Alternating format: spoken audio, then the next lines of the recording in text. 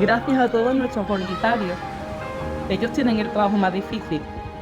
Son los encargados cada tarde, cuando nuestros niños llegan del hospital, de hacerlos reír, de hacerlos jugar.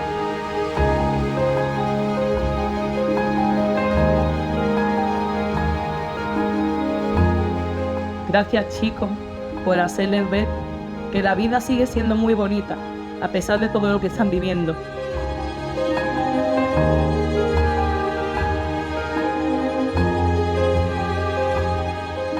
Gracias por vuestros besos, por vuestros abrazos cada mes, por vuestro gran corazón, porque eso es lo que sois realmente para nosotros.